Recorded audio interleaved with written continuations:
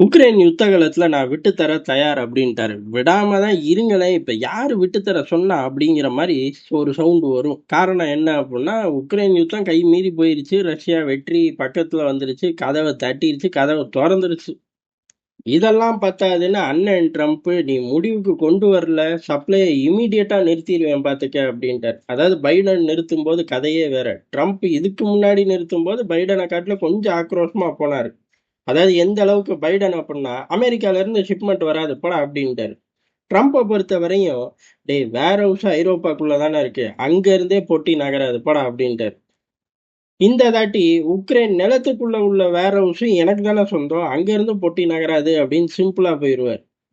அந்த அளவுக்கு அவர் ஆக்ரோஷமா சொன்னது மட்டும் கிடையாது, அவரு இப்ப இன்னொரு விஷயத்தையும் சொல்லியிருக்காரு. இதுக்கு காரணமும் ஜெலன்ஸ்கி தான். ஜெலன்ஸ்கி இப்போ புதுசா ஒண்ணு சொல்றாரு.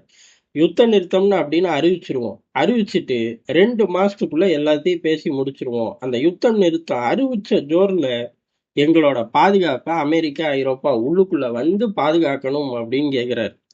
யுத்தம் நின்னதுக்கு அப்புறம் அமெரிக்கா, ஐரோப்பா ராணுவம் வர்றதுல எந்த பிரச்சனையும் யாருக்கு இருக்காது அப்படின்னு சொல்லிட்டாரு. யுத்தம் நிறுத்தி போட்டு இவனுங்க பூரா உள்ளுக்குள்ள வந்து நிக்கிறத ரஷ்யா வேடிக்கை பார்க்கும். அதுவும் 2 மாசம் கையெழுத்து போடணும்னு முடிவு பண்ணதுக்கு அப்புறம் 60 நாள் உட்காந்து என்னடா சிந்திக்க போறீங்க அப்படின்னு கேட்பாங்களா மாட்டாங்களா? நம்ம ஆளுங்க ரஷ்யா கேட்க மாட்டாங்க.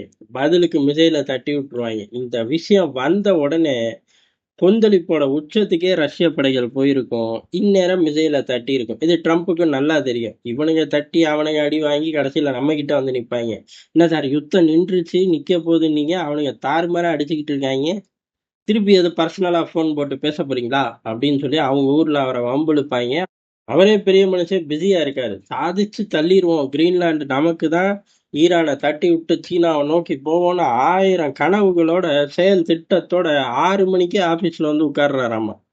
அதனால அவர் இந்த காமெடி டிராமாக்கு இடம் கொடுப்பாரா அப்படின்னு கேட்டா, அவரும் டக்குன்னு ஜெலன்ஸ்கி சொன்ன உடனே சொல்லிட்டாரு, 60 நாள் தான் உனக்கு டைம். இந்த 60 நாள்ல பேச்சுவார்த்தை நிக்குது நிக்கல இதெல்லாம் ரெண்டாவது. 60 நாள்ல முதல்ல எலெக்ஷனை வச்சு, எலெக்ஷனை சந்திச்சு நீ வந்து ஆபீஸ்க்குள்ள உட்காரு, இல்லாட்டி எலெக்ஷனை சந்திச்சு வீட்டுக்கு போ. இந்த 60 நாட்கள்ல எலெக்ஷன் நடந்தே தீரணும். கவுண்ட் டவுன் என்னைக்கு இருந்து ஸ்டார்ட்னு சொல்லல. இவரை பொறுத்தவரை வர வர ரொம்ப அநியாயம் பண்றாரு. காரணம் என்ன அப்படின்னா, ஜனவரி லாஸ்ட்ல உட்கார்ந்துக்கிட்டு பிப்ரவரி 1 வரையும் நான் ஒரு வாரம் டைம் வாங்கி தந்துட்டேன்ட்டாரு. அட பாவி மனுஷா, 24 மணி நேரம் கூட முழுசா இல்லையேயா, நீ என்னையா வார கணக்குல போற அப்படின்னு சொன்னோம்னா கேட்கவே மாட்டேங்கிறாரு. அப்பேற்பட்ட மனுஷன் கவுண்ட் டவுனை பத்தி சொல்லல. சொன்னாலும் பிரயோஜனம் இல்லை.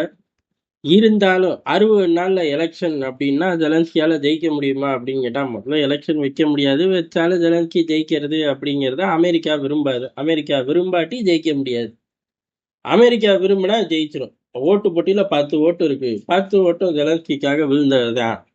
சார் வேற யாரையும் போட வேணாம் விரட்டி விட்டாங்க, அதெல்லாம் எங்களுக்கு தேவையில்லப்பா, 10 ஓட்டு நீட்டா விழுந்திருக்கு, அந்த ஓட்டு பாரு அப்படியே மடிப்பு கலையாம விழுந்திருக்கு அப்படின்ட்டுருவாங்க. இதே அமெரிக்காவுக்கு பிடிக்கல, 10 கோடி ஓட்டு விழுந்திருக்கு சார், 10 பேர் தான் தெரிச்சு ஓடி இருக்காங்க அப்படின்னா, நோ நோ, 10 கோடி பேரையும் தூக்கி சாப்பிட்றது அந்த 10 பேர் தான் அப்படின்னு சொல்லி அவங்க பக்கம் தீர்ப்பை சொல்லிடுவாங்க. அதனால அமெரிக்கா எலெக்ஷன் நடத்துற மூடுக்கு வந்துருச்சு அப்படின்னாலே ஜெலன்ஸ்கியை காலி பண்ணுது. அப்படி இல்லை அப்படின்னா, ரஷ்ய அதிபர் எப்பயுமே ஒரு வார்த்தை சொல்லுவார், எப்பா ஜெலன்ஸ்கி கையெழுத்து போட்டா ஒத்து வருமா, அந்த ஆளுக்கு இன்னும் பதவி இருக்கா, அதிகாரம் இருக்கா, இதெல்லாம் முதல்ல சொல்லுங்க, அதுக்கப்புறம் அவன் கூட நேர்ல உட்காந்து பேசுறத நான் முடிவு பண்ணிக்கிறேன் அப்படின்னு சொல்லி எப்பயுமே அவர் சொல்லுவாரு. ஒருவேளை அதுக்கு ஒரு கிளியரன்ஸ் கொடுக்கறக்காக எலெக்ஷனை வச்சு தொலைஞ்சு நீயே வாடான்னு சொல்லலாம், இல்ல வேற யாரையாச்சும் கூட்டிட்டு போய் உட்கார வைக்கலாம். அமெரிக்காவோட சித்து விளையாட்டுகள் அப்படிங்கிறது பல விளையாடுவாங்க. ஸ்மெல் பண்ணி கொண்டு வர்றதுக்குள்ள போதும் போதும்னு ஆயிரும். அப்படியே ஸ்மெல் பண்றோம் அப்படின்னு தெரிஞ்சாலும் இங்கே பாரு கண்டதையும் ஸ்மெல் பண்ணி போட்டு விட்டுக்கிட்டு இருக்காத, இதை மட்டும் சொல்லு அப்படின்னு சொல்லி சொல்லியும் விட்டுருவாங்க. சமத்து பிள்ளையா மாற வேண்டிய கட்டாயத்துக்கு உலக நாடுகள் வந்துடும். அதனால இந்த விவகாரத்துல அடுத்தடுத்து என்ன நடக்குது அப்படிங்கிறது பெருசா யாருக்கும் தெரிய போறது இல்லை. ஏன் அப்படின்னா, இவர்கள் 2 பேரும் உக்ரைன்ல அள்ளுன ஸ்டைல்லையே கிரீன்லாந்து போன்ற பல நாடுகள்ல அள்ள வல்லரசு நாடுகள் திட்டம் போட்டார்கள். சிக்க போறது யாரு அப்படிங்கிறத மட்டும் பார்த்து அந்த இடத்துல நம்ம உஷாரா நடந்து போனாலே போதுமானது அப்படிங்கிறது யதார்த்தமான உண்மை.